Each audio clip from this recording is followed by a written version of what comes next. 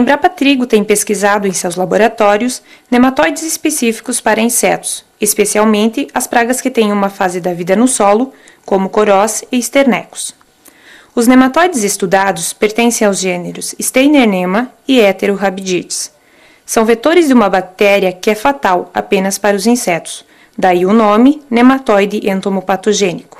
Na fase de juvenil infectivo, o nematóide é capaz de penetrar no inseto e liberar as bactérias na hemolinfa. Em 24 a 48 horas, elas matam o inseto, que muda de cor.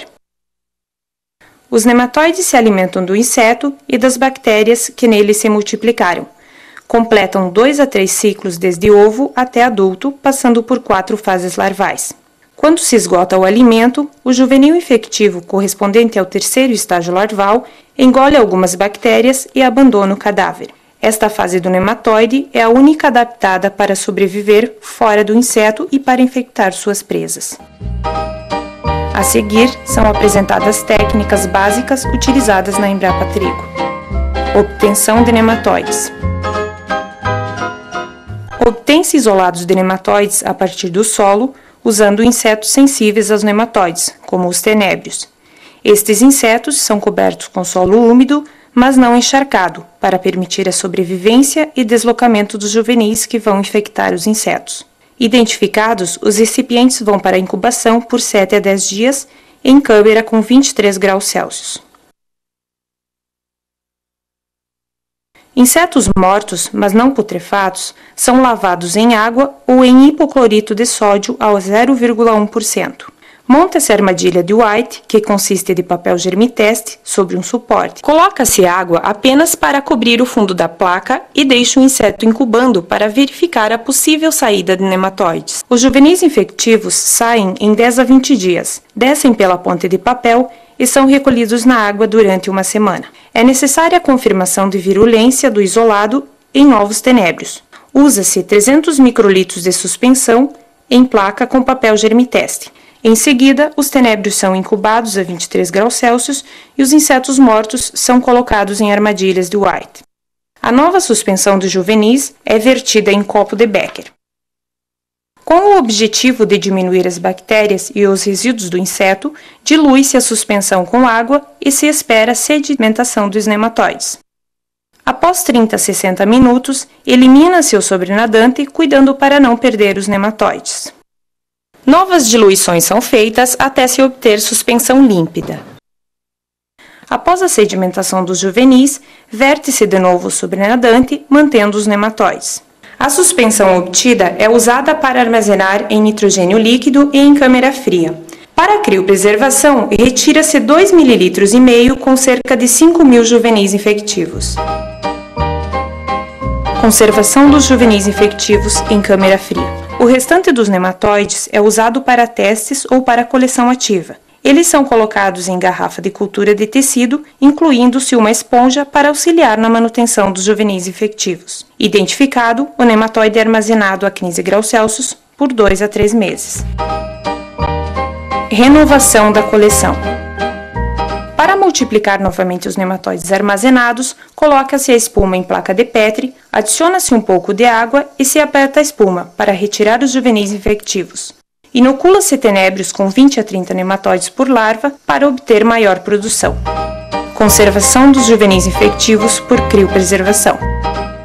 Para a criopreservação, os juvenis infectivos são tratados com glicerol na concentração de 34%. A concentração final de 17% é incubada por 72 horas a 23 graus Celsius.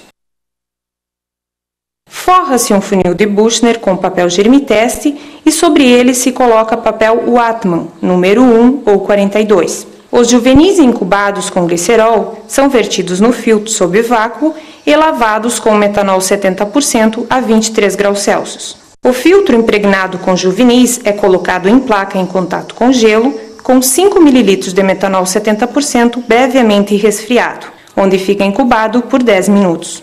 Coloca-se 4 discos de filtro no funil de Buchner. Quando termina a incubação no metanol, o papel é retirado, permitindo o escorrimento dos nematóides para a placa. A placa é agitada e dela se toma 1 ml de suspensão dispensada em cada um dos discos de papel filtro, para retirar o excesso do metanol.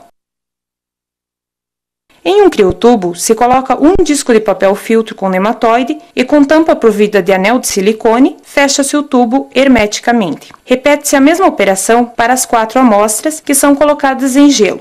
Os 4 criotubos são acondicionados em perfil de alumínio para serem colocados nas canecas do botijão com nitrogênio líquido. Nessas condições, os nematóides podem permanecer por tempo indeterminado.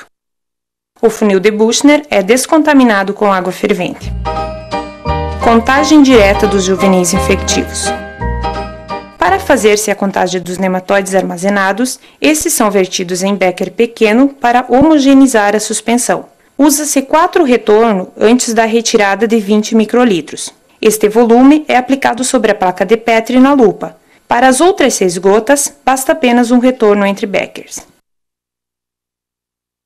Nas gotas sob lupa, os nematóides são contados, descartando-se números extremos. Somam-se os nematóides para obter a concentração deles em 100 microlitros, inferindo-se daí o número a ser aplicado em biotestes.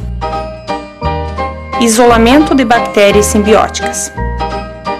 As bactérias dos nematóides podem ser isoladas facilmente em câmara de fluxo laminar. Uma gota de 50 microlitros de suspensão de juvenis infectivos é colocado em placa de Petri esterilizada. Igual volume de hipoclorito de sódio é nela misturado. Deixa-se em contato por 5 minutos para a esterilização superficial dos nematóides. Essa mistura é homogeneizada e 50 microlitros passado para igual volume de água esterilizada. Toda a suspensão é gotejada em placa de Petri sobre meio agar nutriente, onde os juvenis infectivos irão excretar as bactérias de seu interior.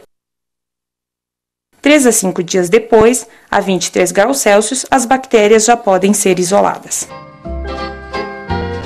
Este vídeo mostrou as técnicas essenciais que permitiram a obtenção de nematóides nativos do Rio Grande do Sul e de Santa Catarina e a formação da coleção de nematóides entomopatogênicos da Embrapa Trigo.